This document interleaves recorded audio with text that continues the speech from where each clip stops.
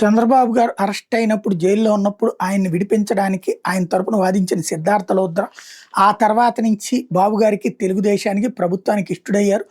ప్రభుత్వానికి సంబంధించిన అన్ని కేసులు సిద్ధార్థ లోద్రనే వాదిస్తున్నారు. ఒక రకంగా చెప్పాలంటే వాళ్ళ పోలీసులు చేస్తున్నటువంటి ప్రతి చర్య ఎలా చెయ్యాలో వాళ్ళ టీమే సలహాలు ఇస్తుంది అన్నటువంటి మాట కూడా ఉంది.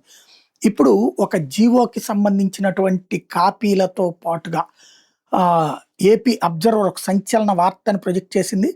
2025-26 సంవత్సర కాలంలో కూటమి ప్రభుత్వం సిద్ధార్థ లోద్రాకు వివిధ కేసుల్లో రాష్ట్ర ప్రభుత్వం తరపున హాజరై తన వాదనలు వినిపించినందుకు గాను 16.317 కోట్ల రూపాయలు చెల్లించారు. ప్రతి బిల్లో కూడా క్లర్కేజ్ ఛార్జెస్ కింద 1.25 కోట్లు 10% సపరేట్గా ఇచ్చారు. మళ్ళీ పేపర్ వర్క్స్ మరియు అడ్వైజర్ కోసం ఇంకొక 80 లక్షలు ఇచ్చారు. లోద్రా గారు ఆన్లైన్లో కోర్టుకు అటెండ్ అయినా రోజుకి 10 లక్షలు ఫీజు చెల్లిస్తున్నారు. ఫిజికల్గా కోర్టుకు అటెండ్ అయినా కూడా రోజుకి 10 లక్షల రూపాయలు చెల్లిస్తున్నారు.